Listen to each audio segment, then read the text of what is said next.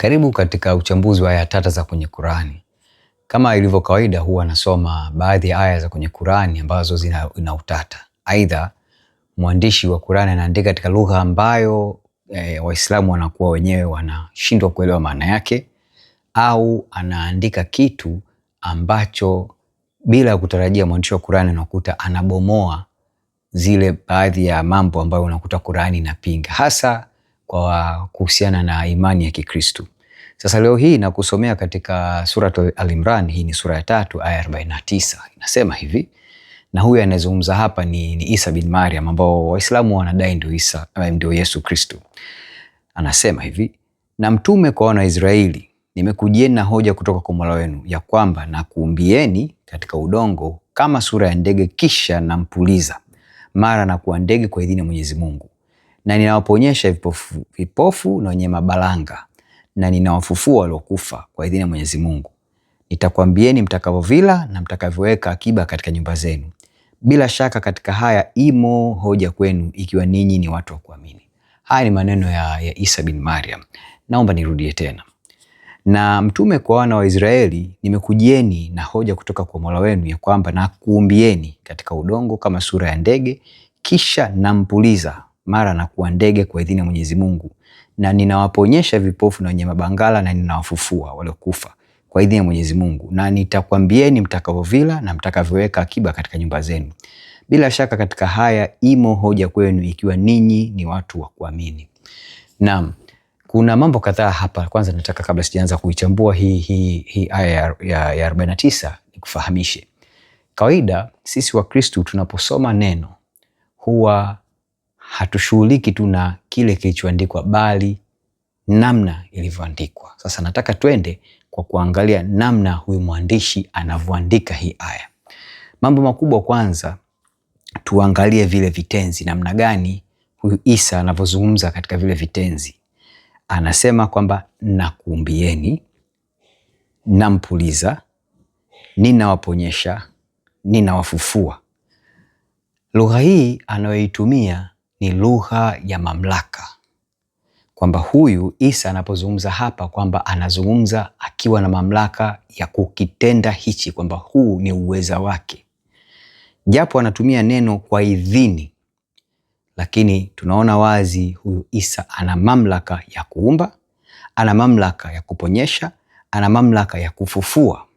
Sasa Waislamu huwa wanakimbilia kwenye neno idhini kusema kwamba huyu Isa alifanya hii miujiza, hakuwa na uwezo. Lakini idhini sio uwezo. Mtu anayepewa idhini ni tayari ana uwezo. Idhini tu ni ruhusa, kwamba huyu Allah yeye amempa tu ruhusa kwamba huyu Isa ana uwezo wa kuumba, lakini alikuwa anasubiri idhini kutoka kwa Allah. Ana uwezo wa kuponyesha, lakini alikuwa anasubiri idhini kutoka kwa Allah. Ana uwezo wa kufufua na na mamlaka, lakini alikuwa anasubiri idhini kutoka kwa Allah. Huu ni mtego ambao mwandishi wa Qur'ani ameingia pasipo kujua, kwa sababu anachothibitisha hapa, huyu Isa ni muumbaji, ni mponyaji, na ni mwenye kuweza kufufua. Haya yote matatu ni mambo ambayo ni Mungu tu anaweza kuyafanya. Na kwa nini nasema hivi? Ni kwa sababu unaposoma Qur'ani na unapowasikiliza Waislamu, Qur'ani kwanza inakataa umungu wa Isa bin Maryam, au kwa mujibu wa Waislamu wao wanasema Yesu si Mungu. Lakini unaposoma hii aya ya 49, unagundua huyu Isa bin Maryam tayari ana mamlaka na uweza wa kimungu. Alichokuwa anahitaji tu ni idhini, na kuthibitia hicho ni kwamba ndicho kinachoonekana hapa, kwamba nakuumbie. Na mbaya zaidi, ukiona jinsi anapomuumba huyu ndege, anamuumba katika namna ambayo Allah mwenyewe ndivyo alivyoumba. Anafinyanga udongo katika taswira ya ndege, kisha anampulizia roho. Hilo unaliona kwa mfano katika sura ya 15 aya ya 28 mpaka 29, namna gani Allah anafanya uumbaji. Unaona katika sura ya 38 aya ya 71 mpaka 72, na unaliona pia katika sura ya 32 aya ya 7 mpaka ya 9. Kwa hiyo huyu Isa anaumba katika namna ambayo ile ile Allah anaumba. Hakuna mfano wowote katika manabii waliopita ambaye unakutana na nabii au mtume ambaye anafanya namna ambayo Isa bin Maryam anafanya. Kwa maana kwamba huyu Isa bin Maryam ni Mungu, ana mamlaka ya kimungu, ana uwezo wa kimungu na anafanya kama Mungu anapofanya. Vile vile kitu pekee ambacho kwa kihitaji kutoka kwa Allah ilikuwa ni idhini. Sasa idhini haina maana kwamba hakuwa na uwezo. Hii ni ruhusa. La angelikuwa hana ruhusa angesema kwa uwezo, lakini hatumii neno, huyu mwandishi hatumii neno kwa uwezo wa Allah, anasema kwa idhini ya Mwenyezi Mungu. Na anasema mara mbili kwa idhini ya Mwenyezi Mungu. Pale anaposema kwamba ninakuumbieni, nampulizia, mara anakuwa ndege, kwa idhini ya Mwenyezi Mungu. Anarudia tena pale anaposema ninawafufua waliokufa, kwa idhini ya Mwenyezi Mungu.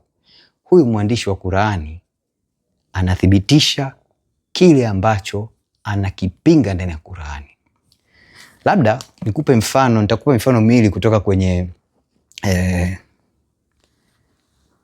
kitabu. Nitakupa mifano miwili ya manabii wawili tofauti katika Agano la Kale. Nitakupa mfano Elia alivyofufua na Elisha pia, lakini uone lugha zao zinavyokuwa tofauti kabisa na lugha ambayo tunaona katika Qur'ani. Na kusomea kwenye kitabu cha kwanza cha Wafalme wa kwanza sura ya 17, nitakusomea kutoka mstari wa 17. Wafalme wa kwanza sura ya 17 mstari wa sura ya 17 mstari wa 17 mpaka 22. Nasema hivi: ikawa baada ya hayo mwanawake yule mwanamke bibi wa nyumba ile akaugua, ugonjwa wake ukazidi hata akawa hana pumzi tena. Akamwambia Elia, nina nini nawe ewe mtu wa Mungu? Je, umenijia ili dhambi yangu ikumbukwe ukamue mwanangu? Akamwambia, huyu sasa ni Elia anamwambia yule mama, nipe mwanao. Akamtoa katika kifua chake, akamchukua juu ya chumba mle alimokaa mwenyewe, akamlaza kitandani pake. Akamuomba Bwana akanena, e Bwana Mungu wangu, je, umemtenda mabaya mjane huyu ninayekaa kwake hata kumfisha mwanawe? Akajinyoosha juu ya mtoto mara 3. Akamuomba Bwana akasema, e Bwana Mungu wangu, nakusihi roho ya mtoto huyu imrudie ndani yake. Bwana akasikia sauti ya Elia na roho ya mtoto ikamrudia, akafufuka. Lugha ni tofauti kabisa hapa. Jinsi gani nabii anaomba ndipo Mungu anafufua mtoto. Nakupa mfano mwingine wa pili. Mfano wa pili na utoa katika kitabu cha Wafalme cha pili, kitabu cha pili cha Wafalme sura ya 4 mstari wa 32 mpaka wa 34. Huyu mwanzo ni kusomea mfano wa Elia safari na kwenda kwa nabii Elisha. Nasema hivi: basi Elisha alipofika nyumbani, tazama mtoto amekwisha kufa, amelazwa kitandani pake. Basi akaingia ndani, akajifungia mlango, yeye na ule mtoto wote wawili. Akamuomba Bwana, akapanda juu ya kitanda, akajilaza juu ya mtoto, akaweka kichwa chake juu ya kinywa chake na macho yake juu ya macho yake na mikono yake juu ya mikono yake, akajinyosha juu yake mwili wake, yule mtoto ukaanza kupata moto.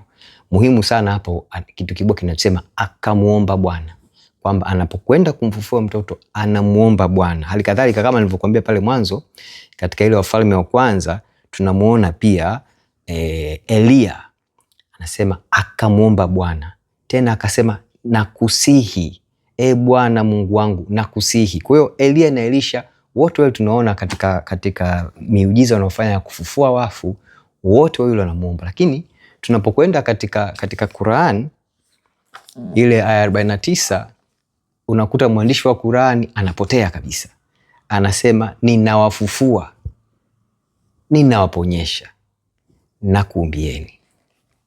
Najaribu kusema hapa ni kwamba Qur'ani na mwandishi wa Qur'ani wamejitahidi sana kuonyesha kwamba Isa bin Maryam si Mungu, lakini pasipo kujua, kwa hekima ya ajabu, Mungu wa kweli Yehova anafichua uongo wa huyu Mungu wa Qur'ani Allah, na anathibitisha kwamba Isa bin Maryam ni Mungu, ana uwezo wa kimungu, ana mamlaka ya kimungu.